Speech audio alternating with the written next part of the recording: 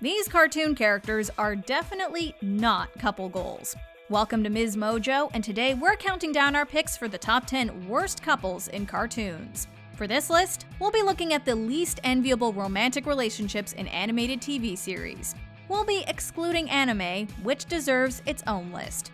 Number 10, Beatrice and Butterscotch Horseman, BoJack Horseman. It's hard to think of a more miserable marriage than the one between Beatrice and Butterscotch Horseman.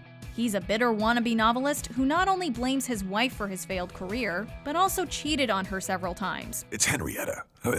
The girl went and got herself pregnant. Oh, she got herself pregnant. Meanwhile, she feels nothing but disdain for him and is convinced that he ruined her life.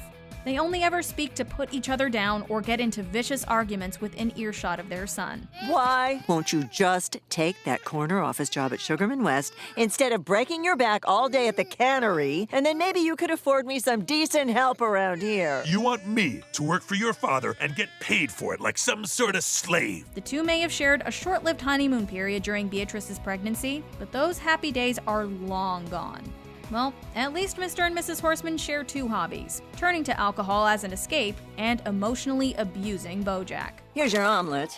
I'm sorry it's not as good as the omelets your secretary makes, but then you're not married to your secretary, are you? Well, maybe if my secretary also refused to get an abortion, I would be. Mommy, can I have an omelet? You're the birthday boy. Number 9, Shaggy Rogers and Velma Dinkley, Scooby-Doo Mystery Incorporated. I'll take an extra large, please. Didn't we agree that you would cut out the junk food? I should, totally eat something healthier. These two may be great at solving mysteries together, but as a couple, they were just cringeworthy. You said it, Scoob. Delicious. Shaggy, you promised me you weren't going to use the word like so much. It makes you sound ignorant. Oh, right. I forgot. From the beginning, Velma seemed determined to change Shaggy as a person instead of accepting him for who he was. She made him change his diet, forced him to trade his baggy clothes for a new pair of fancy but uncomfortable pants, and lectured him about his speaking habits. Meanwhile, Shaggy was more interested in wolfing down junk food with Scooby than in spending time with Velma. It did not help matters when Velma pushed Shaggy to choose between Scooby and her. The pressure proved to be too much for Mystery Incorporated's lovable doofus, and he eventually put an end to the relationship. Being away from Scooby, it's made me realize how much he means to me. I don't think I'm ready for a girlfriend right now. But we can still be friends, right? Are you whack? The boy I love picks a dog over me? Number 8, Jeffery Fecalman and Brenda Quagmire, Family Guy. All right, on the way back, I get to pick the radio station because that was awful. I know, yeah, it was. I'm sorry. Oh God, I hope Glenn's okay. I'm so worried about him. Despite being a comedy, Family Guy has never shied away from dark topics, and that includes domestic abuse. In the episode Screams of Silence, we're introduced to Quagmire's sister, a sweet, soft-spoken girl trapped in an abusive relationship. Her boyfriend Jeffery not only yells at her and constantly belittles her, he also physically beats her up to the point of giving her a visible black eye. Oh my God.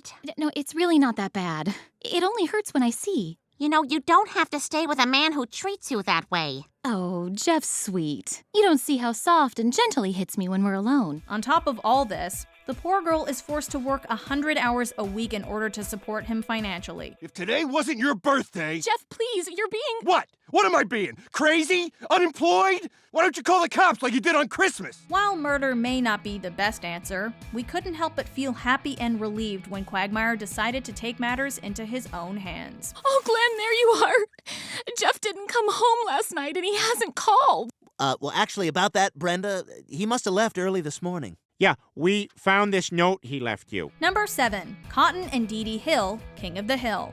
Although the show frequently made fun of Dale Gribble and his cheating wife, they weren't as painful to watch as Cotton and Didi Hill. Didi woman, my toes are cold. Knit me a blanket. I don't have time, honey. I'm late for work. That's a good one. The World War II veteran married his second wife when she was in her early 30s, while he was well into his 70s. Over the course of their marriage, Cotton treated Didi as a beast of burden, making her do his chores while showering her with constant verbal abuse. But now the magic's gone. Cotton said my bottom was too small. Do you think it's too small? Oh, no. To make matters worse, he initially abandoned her when he found out he'd gotten her pregnant, and offered zero support as she struggled with postpartum depression. Hey, it's me. I hope y'all ain't out looking for me, because if you are, you ain't gonna find me, and I ain't coming back. Hank, I need you to raise Didi's baby. And Didi. Thankfully, Didi found a better life for herself after his death. We hope she's happy now with her son and her wealthy new husband. Number 6. Duncan and Gwen, Total Drama. At first glance, Duncan and Gwen may look like a match made in heaven. They're both rebellious loners with a secret softer side and a passion for horror movies. They even share the same bad boy girl aesthetic. Sadly, their relationship was hardly perfect. Ow! Hey.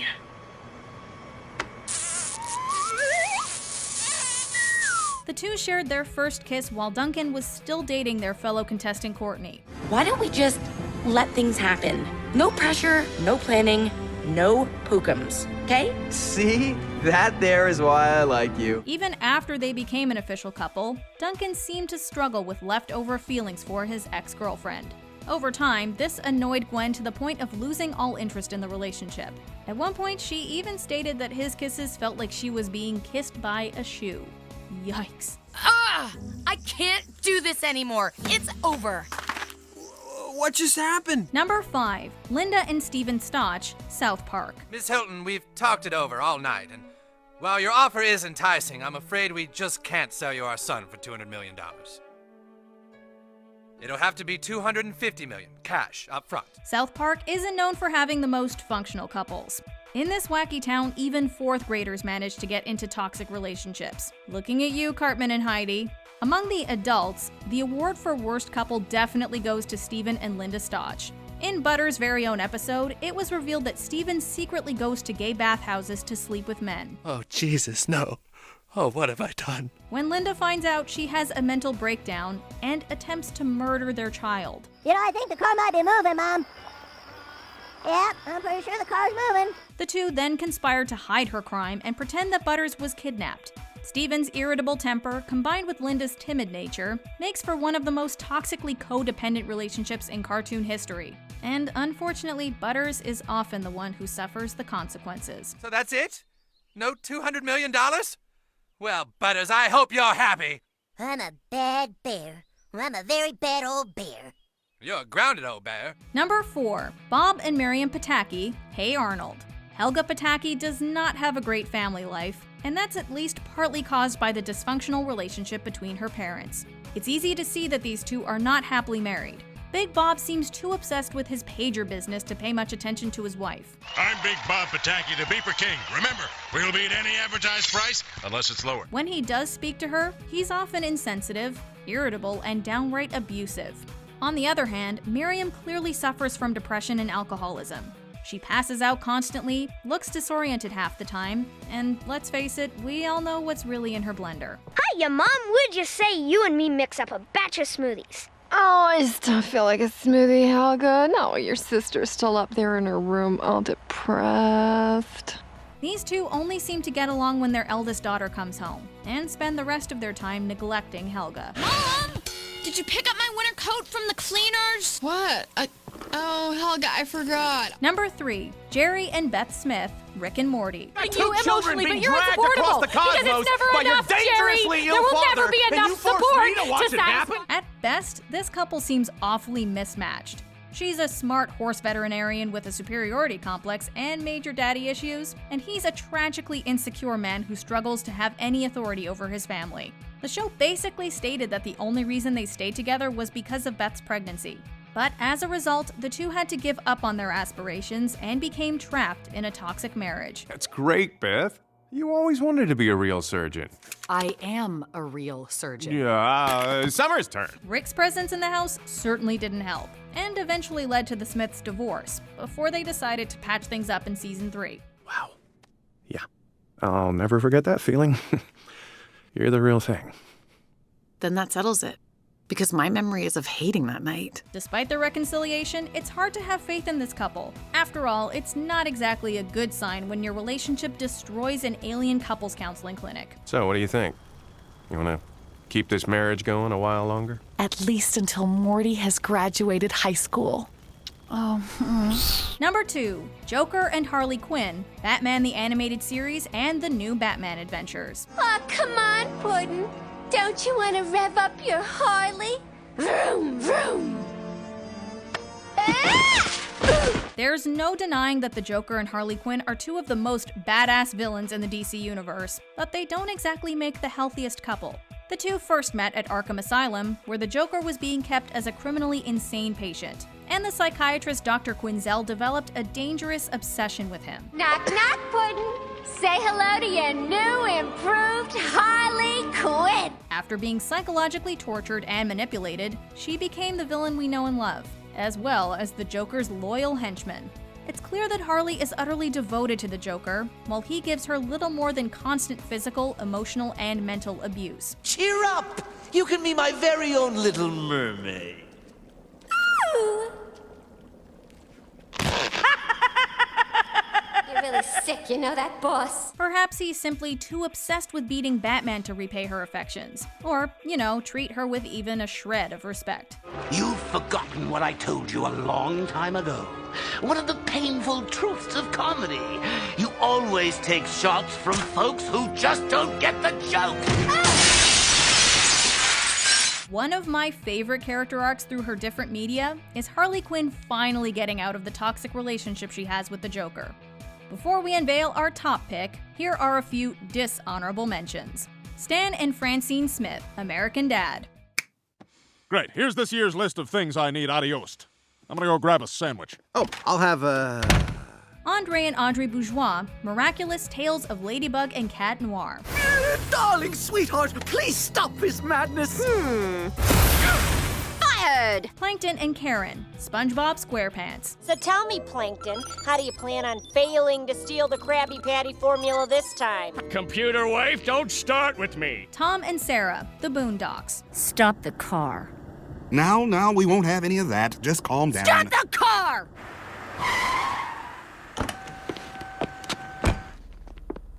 Before we continue, be sure to subscribe to our channel and ring the bell to get notified about our latest videos. You have the option to be notified for occasional videos or all of them. If you're on your phone, make sure you go into your settings and switch on notifications. Number 1, Peter and Lois Griffin, Family Guy. In the early seasons of Family Guy, Peter and Lois seemed like the classic pairing of the lovable oaf who means well and his patient, caring wife. But over the years, we got to see just how antagonistic their relationship is. Hey, Stewie's laughing. Hey, you think that's funny? Hey, you like that? Hey, Lois, you want some beans with that rice? Peter's drunken antics repeatedly put his wife and family in danger, which he rarely ever seems to take seriously. Meg, you've probably wondered from time to time how on earth I pay for all my shenanigans. Well, I'm gonna show you. This is a robbery! Even when he's sober, he has no qualms about disrespecting Lois and emotionally abusing her. On her end, she frequently cheats on him and has physically assaulted him several times. Green Mountain College? Oh my god, that's my first choice. Can one of you guys take me up there? Meg, please excuse your mother and I for a moment. We need to work out our schedules.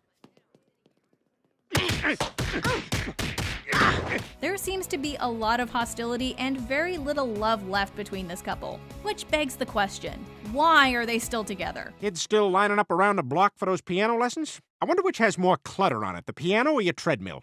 You know what? I'm gonna go with the treadmill. Really? Let's go knock on the door of the next room and ask them which one of us is fat. Do you agree with our picks? Check out this other recent clip from MsMojo. And be sure to subscribe and ring the bell to be notified about our latest videos.